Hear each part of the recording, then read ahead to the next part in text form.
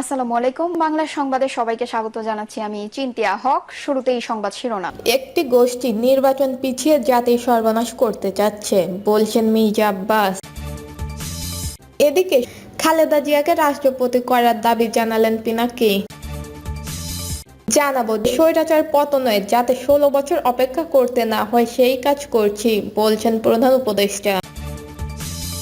জনগণকে সঙ্গে নিয়ে জুলাই সনদ বাস্তবায়ন করেই ছাড়বো, বলছেন নাহিদ ইসলাম।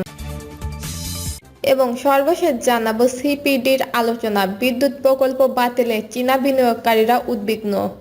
শুনছিলেন সংবাদ শিরোনাম, এবারে বিস্তারিত। একটি গোষ্ঠী নির্বাচন পিছিয়ে জাতির সর্বনাশ করতে যাচ্ছে, বলছেন মির্জা আব্বাস। আনুপাতিক হারে ভোট ও আগে স্থানীয় সরকার নির্বাচন যারা দাবি তুলেছেন তারা এই দেশ ও জাতির সর্বনাশ করতে চাচ্ছে বলে মন্তব্য করেছেন বিএনপি স্থায়ী কমিটির সদস্য মির্জা আব্বাস। মির্জা আব্বাস বলেন, এক একজন এক একটা দাবি তুলে নির্বাচনকে পিছিয়ে নির্বাচনের অবস্থা সর্বনাশ করে দিয়ে এই জাতিকে সর্বনাশের দিকে ঠেলে দিতে যাচ্ছে। বড় বড় সমাবেশ করে জাতির কাছে ভুল বার্তা পৌঁছাবেন না। সমাবেশ দিয়ে যদি প্রমাণ করা যায় কে কত জনপ্রিয়, তাহলে সারা বাংলাদেশে একদিনের সমাবেশের আয়ত্তায় আনতে পারি। সারা বাংলাদেশে একদিনে সমাবেশ করব, কেউ কোনো জায়গা ছাড়বো না, এটাই তো সিস্টেম হলো না। সবাইকে অনুরোধ জানাবো, আউল ফাউল কথাবার্তার বললেন না কেউ।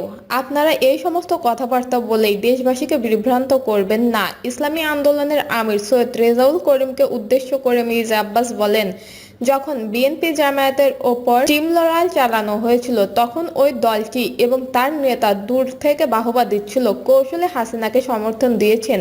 কালো নির্বাচন, রাতের নির্বাচন, দিনের নির্বাচন, 3বার নির্বাচিত হয়েছে, ওনারা কোনো প্রতিবাদ করেন নাই। এখন লম্বা কথা বলতেছেন। আগে দিতে হবে স্থানীয় নির্বাচন, এরপর দিতে হবে পিআর সিস্টেম। পিআর পদ্ধতি কই থেকে আসে প্রশ্ন তুলে মির্জা আব্বাস বলেন, দেশকে সুন্দর করার জন্য ঐক্যবদ্ধ হয়ে কিছু করেন। শুধু আপনার কথা মতোই হতে হবে, স্থানীয় সরকার আগে হতে হবে এবং পিআর পদ্ধতিতেই ভোট হতে হবে। কই, কোথা থেকে আবিষ্কার করেন এগুলো? কে দেয় আপনাদের এই বুদ্ধি? এইসব কুপরামর্শ নিয়ে এই দেশ ও জাতিকে ধ্বংস করার জন্য একদল লোক আজ মাঠে নেমেছে। খালেদা জিয়াকে রাষ্ট্রপতি করার দাবি জানালেন পিনাকি। বাংলাদেশের পরবর্তী রাষ্ট্রপতি কে হবে, রাজনৈতিক সর্বশেষ আলোচনার কেন্দ্রবিন্দু এই প্রশ্ন। এরই প্রেক্ষাপটে আলোচনায় ঝড় তুলেছেন নির্বাসিত চিকিৎসক ও রাজনৈতিক বিশ্লেষক পিনাকি ভট্টাচার্য। এক বিস্তৃত বক্তব্যে তিনি বর্তমান রাষ্ট্রপতি মোহাম্মদ শাহাবুদ্দিন সুপ্পুকে সরিয়ে দেওয়ার দাবি জানান এবং রাষ্ট্রপতি পদে বিএনপি চেয়ারপারসন বেগম খালেদা জিয়ার নাম প্রস্তাবনা করেন। পিনাকি বলেন, আর মাত্র কয়েক সপ্তাহের মধ্যেই প্রধানমন্ত্রী শেখ হাসিনা দেশ ত্যাগের 1 বছর পূর্ণ হবে। পাশাপাশি রাজনৈতিক কর্মী আবু সাইদের মৃত্যুবার্ষিকীও চলে আসছে। এরপর একে একে শহীদদের কাফেলা স্মরণে আসবে ওয়াসিম, মুগ্ধ, ইয়াসিন, আনান সহ আরো অনেকেই। তার দাবি, যদিও হাসিনা ক্ষমতা ছাড়তে বাধ্য হয়েছিল, কিন্তু তার শাসনে ফ্যাসিস্টবাদের ছায়া এখনো রয়ে গেছে। তা পুরোপুরি দূর করতে হবে। একজন নিরপেক্ষ ও মর্যাদা সম্পূর্ণ রাষ্ট্রপতির প্রয়োজন হবে সেটি করতে। তিনি আরো অভিযোগ করেন, বর্তমান রাষ্ট্রপতি মোহাম্মদ শাহাবুদ্দিন অতীত জীবনে একজন সাধারণ আইনজীবী ও রাজনৈতিক আনুগত্যের কারণে নিয়োগপ্রাপ্ত কর্মচারী ছিলেন, যিনি এস আলম গ্রুপের সঙ্গে জড়িত ছিলেন। তার মতে, একজন ব্যক্তির পক্ষে দেশের সর্বোচ্চ রাষ্ট্রীয় পদে থাকা সম্মানজনক বা গ্রহণযোগ্য নয়। পিনাকির ভাষ্য, এই রাষ্ট্রপতির অধীনে আয়োজিত যে কোনো নির্বাচন হবে কেবলই এক প্রহসন। এই পটভূমিতে তিনি এই প্রস্তাব তুলে ধরেন। বাংলাদেশের ইতিহাসের সবচেয়ে সম্মানিত ত্যাগী ও জাতীয় ঐক্যের প্রতীক বেগম খালেদা জিয়াকে করা হোক পরবর্তী রাষ্ট্রপতি। পিনাকি আরও বলেন, নোবেল বিজয়ী প্রফেসর ডক্টর মোহাম্মদ ইউনূস এবং খালেদা জিয়ার নেতৃত্বে নতুন বাংলাদেশের যাত্রা শুরু হতে পারে। তাদের অভিভাবক তত্ত্বে নির্বাচন হবে নিরপেক্ষ, শান্তিপূর্ণ এবং উৎসবমুখর। তখন রাষ্ট্রীয় শক্তি প্রয়োগের প্রয়োজনও পড়বে না, না পুলিশ না সেনাবাহিনী।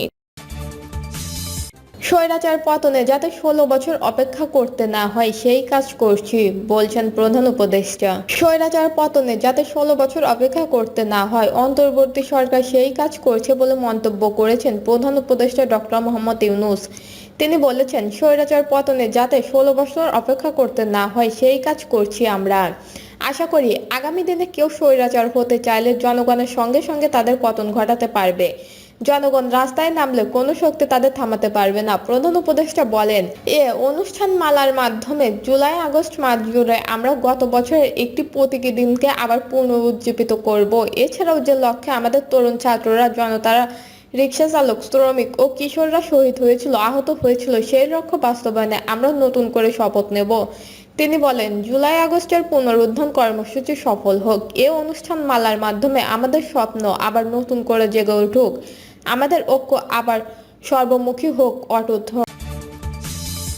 জনগণকে সঙ্গে নিয়ে জুলাই সনদ বাস্তবায়ন করেই ছাড়ব, বলছেন নাহিদ ইসলাম। জাতীয় নাগরিক পার্টির আহ্বায়ক নাহিদ ইসলাম বলেছেন, জুলাই আন্দোলনে শুধু সরকারের পতনের আন্দোলন ছিল না, এই আন্দোলন ছিল পুনরায় সংবিধান বাতিল করে বিচার সংস্কার ও গণপরিষদ নির্বাচনের মাধ্যমে নতুন সংবিধান প্রণয়ন। তিনি বলেন, সরকার জুলাই সনদ বাস্তবায়ন করবেন না। আমরা এই দাবি বাস্তবায়নে সারা দেশের মানুষের কাছে যাব। অনেকে ভেবেছে জুলাই আন্দোলন শেষ হয়ে গেছে, মানুষ ঘরে ফিরে গেছে, তারা বোকা স্বর্গে বাস করছে। জুলাই আন্দোলন জনগণ শুধু সরকার পরিবর্তনের জন্য করে নাই, নতুন বন্দোবস্ত, সংস্কার আর বিচার করার জন্য করেছে। জনগণকে সঙ্গে নিয়ে জুলাই সনদ বাস্তবায়ন করেই ছাড়ব। নাহিদ ইসলাম বলেন, 1 বছর আগে বৈষম্য বিরোধী ছাত্র আন্দোলনের ব্যানারে আমরা আন্দোলন শুরু করেছিলাম। এই আন্দোলনে গণবিস্ফোরণ ঘটেছিল। 16 জুলাই আবু সাইদের মৃত্যুর ঘটনায় নতুন যাত্রা যোগ করে এই আন্দোলনে। আবু সাইদের বুক পেতে হাত প্রসারিত করে পুলিশের গুলির সামনে দাঁড়িয়ে মৃত্যুকে বরণ করায় যুগ যুগ ধরে আন্দোলনের প্রেরণা হয়ে থাকবে। সেই আন্দোলনের ঢেউ সারা দেশে ছড়িয়ে পড়ে এতে ফ্যাসিস্ট সরকারের পতন ঘটে। তিনি আরো বলেন, দেশ গর্ব জুলাই পথযাত্রা। আমরা শহীদ আবু সাইদের কবর জিয়ারতের মধ্যে দিয়ে শুরু করলাম। সারা দেশে নতুন বন্দোবস্তের দাবি নিয়ে জনগণের কাছে আমরা যাব। দাবি আদায় করেই আমরা ঘরে ফিরব। সিপিডির আলোচনা, বিদ্যুৎ প্রকল্প বাতিলে চীনা বিনিয়োগকারীরা উদ্বিগ্ন। আওয়ামী লীগ আমলে নেওয়া 14টি দেশের 37টি সৌর বিদ্যুৎ কেন্দ্র নির্মাণ প্রকল্প অনিয়মের অভিযোগ বাতিল করেছে অন্তর্বর্তী সরকার। এর মধ্যে চীনের 4টি, সিঙ্গাপুরের 7টি, ভারত ও যুক্তরাষ্ট্রের 1টি করে প্রকল্প রয়েছে। এইসব প্রকল্পের মোট বিদ্যুৎ উৎপাদন ক্ষমতা 3287 মেগাওয়াট। এর ফলে একদিকে দেশে জ্বালানির সংকট বাড়বে, অন্যদিকে বিদেশি বিনিয়োগকারীদের কাছে ভুল বার্তা যাচ্ছে। ফলে এই সিদ্ধান্ত পুনর্বিবেচনা করা উচিত। আলোচনার বিষয় ছিল বাংলাদেশের নবায়নযোগ্য শক্তির খাতে চীনের বিনিয়োগ, সম্প্রতি চ্যালেঞ্জ, অগ্রগতির পথ। অনুষ্ঠানে বক্তব্য রাখেন এনার্জি রেগুলেটরি কমিশনের চেয়ারম্যান জালাল আহমেদ, সিপিডির গবেষণা পরিচালক ডক্টর খন্দকার গোলাম মোয়াজ্জেম এবং চাইনিজ এন্টারপ্রাইজেস অ্যাসোসিয়েশন ইন বাংলাদেশের সভাপতি হানকুন প্রমুখ। মূল প্রবন্ধ উপস্থাপন করেন সিপিডির গবেষক আবরার আহমেদ। এই সময় নবায়নযোগ্য জ্বালানি শক্তি খাতে বিনিয়োগ বাড়াতে পর্যাপ্ত সুবিধা নিশ্চিত করার তাগিদ দিয়েছে বক্তারা। তাদের মতে নবায়নযোগ্য বিদ্যুৎ ব্যবস্থা শুরুর জন্য একটি একক অনলাইন প্ল্যাটফর্ম নেই। বিনিয়োগকারীদের একাধিক ওয়েবসাইটে যেতে হয়, অনেকে সরকারি অফিসে সশরীরে উপস্থিত থাকতে বাধ্য হয়। এই বিনিয়োগকারীদের মধ্যে হতাশা সৃষ্টি করছে। ইতিমধ্যে ব্যয় হয়েছে $300 কোটি। অনুষ্ঠানে জানানো হয়েছে, এরই মধ্যে 15টি কোম্পানি সৌর বিদ্যুৎ কেন্দ্র নির্মাণের জন্য প্রয়োজনীয় জমি অধিগ্রহণ করেছে। এই অবস্থায় প্রকল্প বাতিল করা চীনা উদ্বিগ্ন বলে জানান দেশটির বিনিয়োগকারীরা। তারা বিষয়টি শান্তিপূর্ণ সমাধান চেয়েছে। দর্শক, এই ছিল এখনকার সর্বশেষ নিউজটি ভালো লাগলে একটি লাইক দিন, কমেন্টে আপনার মতামত জানান এবং আমাদের পাশে থাকার জন্য বেল বাটনটি অন করে রাখুন। ধন্যবাদ।